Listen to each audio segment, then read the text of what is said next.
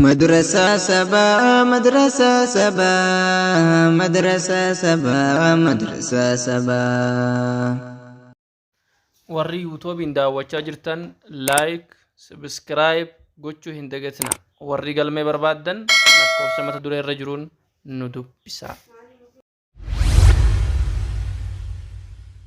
مدرسة سبا مدرسة سبا مدرسة سبا مدرسة سبا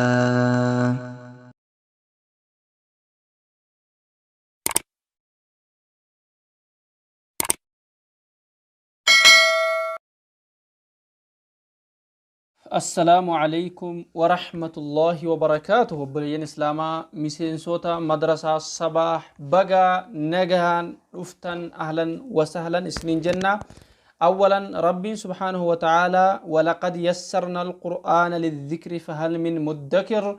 قرآن تفسير الميسر أكهي كتي جتش سهل آخنا تلاوة قرأوا في حفظوا في لافسني معناه ساتين غرفمو فلافسني جايا نمني قرآن نجبا دسين جدو اين يبيتا ربي يوخي النبي سنتان الشيطان قرآن يروها فزد يو خررو دبد سجلا بدا نبي يجري صلى الله عليه وسلم أما قرآن نجبا قرؤون دند يسو سمون كي قرآن دند هو وانجو خان خسموتي سيف نما قولو الشيطان وانتهف هندقين أب جلا مري جبات يستي سين فتا جين نما فتا قرآن ربي دا وان بريدادا وان براهافو قبدو متي وان تيف نوجي ترينسين نسيان كي دفتر قبي فدو قلم قبي فدو يودن دا أجي برسيسان سنجو بك برسيسي بك دوبسينا ارغيتي دوبسي سكون دين تكا أجي برسيسان راس يلن دربين يو خس يلا دربوتات برنوتا سجلا دربي جوجو سهي في وان تيف ونكون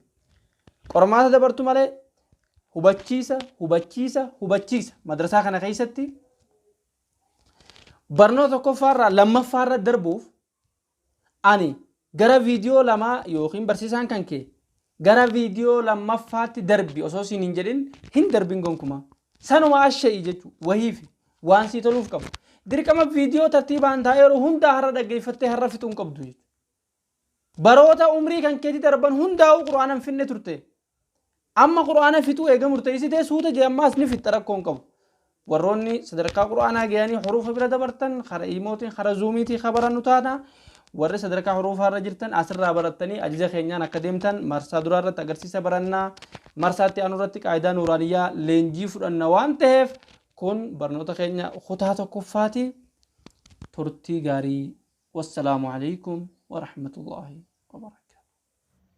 السلام عليكم ورحمة الله وبركاته. مسين صوتا مدرسة صباح أهلا وسهلا.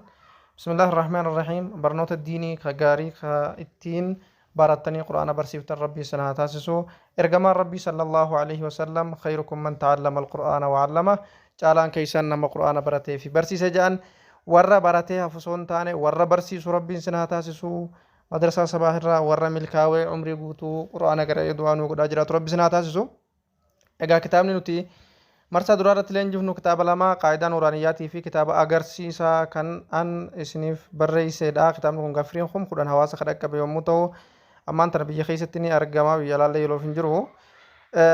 Kitaaba kana baruun qaayidaa nuuraaniyaa dafanii baruura nama gargaara. Gaafa qaayidaa nuuraaniyaa barte ammoo quraana dubbisuun hedduu salphata na wajji tura. Maqaan kitaabichaa agarsiisa jedhama. Agarsiisa qubee afaan arabaa afaan oromootiin warra afaan oromoo hin beekne si yaaddawinaan wajji tura. galmeen madrasaa lakkoofsa waatsaappii kanaan ka ta'u hubachiisa qubeen afaan oromoo qubee afaan arabaa akka barbaachisutti dhibbaan dhibbatti ibsu waan ta'eef yeroo takka lama sheekaan yookiin nama beeksuun of gargaarsifadhaa ja'a gorsa barannee bu'a qabeessa ta'uuf maaltu nu barbaachisa ka jedhu jechuudha. Barannee wanni tokko daftara qabaachuun haalaan barbaachisaadha, qalama qabaachuun haalaan barbaachisaadha, waan barattu barreeffachuun haalaan barbaachisaadha. Hunda osoo barreessitee bareedaa ta'a. Dhibbaan dhibbatti osoo hin hubatin bira darbuu dhabuunis haalaan barbaachisaadha. Yoo namni qormaata si biraa darbees ati hubattu malee biraan darbeen kan ka'e. Maaliif kophaa qaraata namaaf hin qaraatu waan ta'eef. Sheekaa yookiin nama beekuun of gargaarsifachuunis barbaachisaadha. Guyyaarraa osoo abdiin murre sa'aatii hirriiba keetiirraa yookiin immoo sa'aatii bilbilarraa namaa wajji haaso'iturraa daqiiqaa 10 kennitee quraana kana qara'uun haalaan barbaachisaadha. Marsaa duraa irratti kan nuti qaraanu aliif afaan oromootii wajjin barreeffamee jiru ta'a. Akkuma argaa jirtan kun barnoota tokkoffaadha jechuudha. Barnoota tokkoffaadhaan wajji turaadha. Na wajji afaaniin jetta of biratti ni barreessita, barreessitee naaf ergita. Barreessitee karaa keessaa naaf ergita. Afaaniin riikardiidhaan jala jettee naaf ergita, viidiyoodhaan hin ta'in inshaallah. Alif ba ta ثا جيم حاء خاء دال ذال راء زاي سين شين صاد ضاد طاء ظاء عين غين فاء